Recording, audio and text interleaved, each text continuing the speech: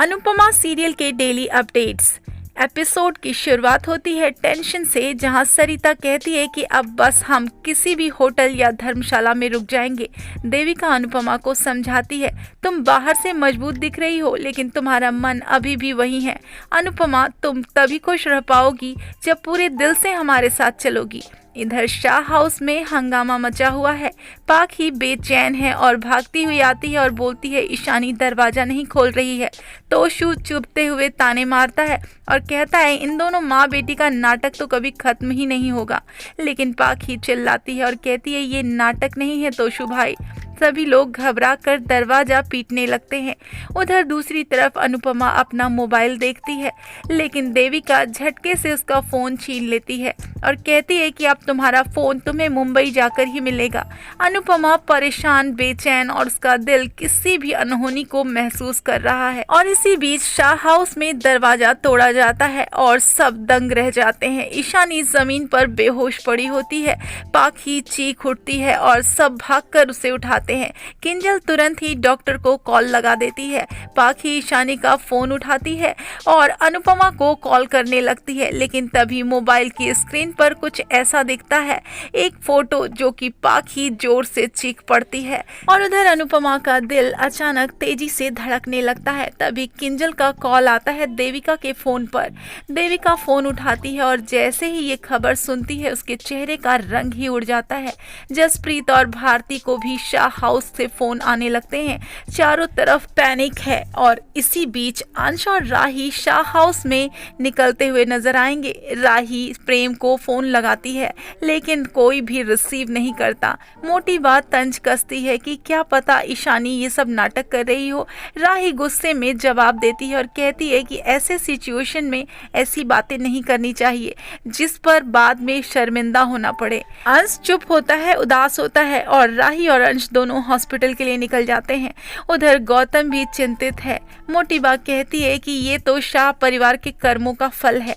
अगर अनुपमा यहाँ होती तो वो इसका दोष भी हमें ही देती। माँ ही ताना मारती है, ईशानी बचपन से ही ऐसी है, नाटक ही कर रही होगी। मोटी बात तकलीफ से कहती है कि पता नहीं कौन से पाप किए थे हमने जो इस परिवार से हमारा पाला पड़ा। हॉस्पिटल में ईशानी का इलाज चल रहा होता है। सबकी सांसें अटकी हुई होती है। एक नर्स डॉक्टर से कहती है कि सिर्फ एक ही इंजेक्शन बचा है और वो भागते हुए जाती है, लेकिन उसका पैर मुड़ जाता है और इंजेक्शन उसके हाथ से फिसल कर नीचे गिरने लगता है। लेकिन तभी अनुपमा वहां पहुंच जाती है और हवा में ही इंजेक्शन पकड़ लेती है। सभी लोग ये देखकर हैरान हो जाते हैं और राहत भी महसूस करते हैं। अनुपमा ईशानी को देखकर टूट जाती है। पाखी रोते हुए अनुपमा को गले लगाती है और कहती है कि माँ शुक्रिया, आप यहाँ आ गई। उधर राजा पछतावे में डूबा होता है और कहता है कि अगर मैंने पैसे उसे दे दिए होते तो ये सब कुछ नहीं होता। अनिल उसे दिलासा देता है और कहता है कि खुद को मत कोसो। लीला भगवान की शुक्रिया करती है कि अनुपमा आ गई, वरना न जाने क्या हो जाता। अनुपमा दर्द में रहती है और कहती है कि मुझे समझ में नहीं आता कि बच्चे क्यों जरा सी बात पर अपनी जान खतरे में डाल देते हैं। पाखी फूट फूट कर रोती है।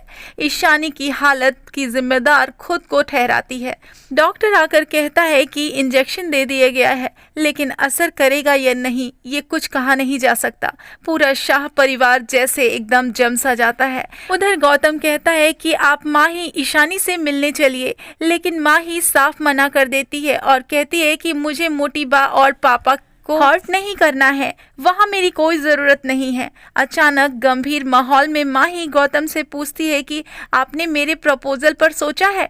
गौतम चौंक जाता है। माँ ही बोलती जाती है, मैं जानती हूँ कि आप मूव ऑन नहीं कर पा रहे हैं, लेकिन ज़िंदगी अकेले थोड़ी ना काटी जाती है।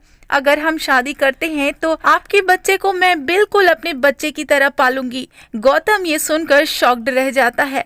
उधर लीला रो पड़ती है और कहती है कि नए साल के पहले दिन ही हॉस्पिटल का मुंह देखना पड़ रहा है, पता नहीं साल कैसा जाएगा।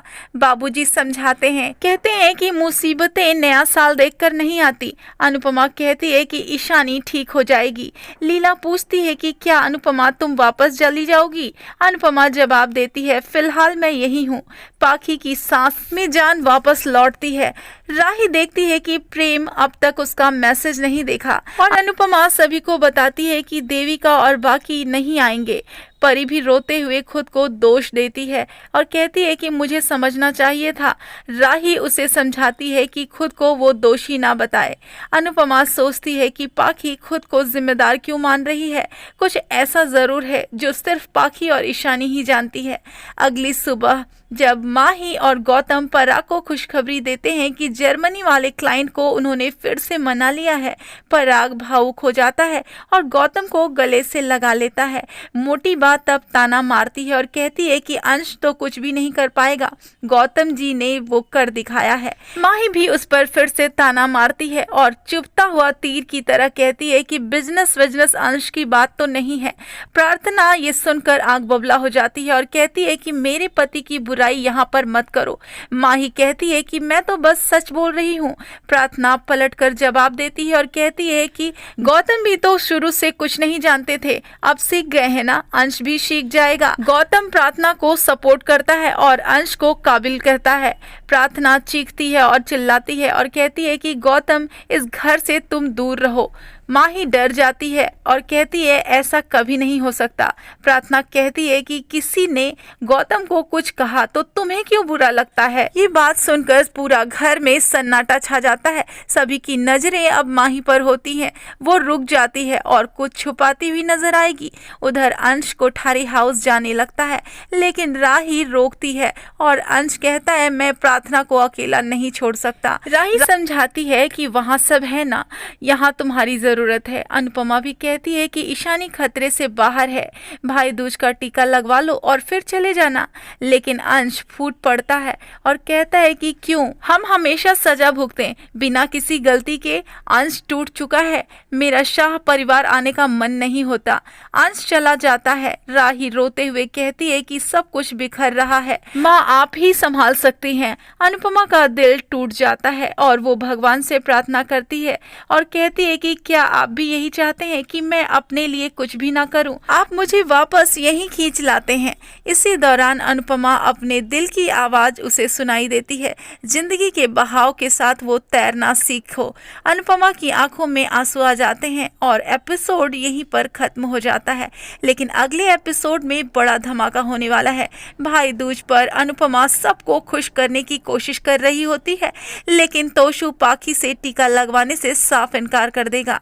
अंश भी राही के अलावा किसी और से टीका नहीं लगवाएगा। माही रोकर कहती है कि मैंने क्या कर दिया।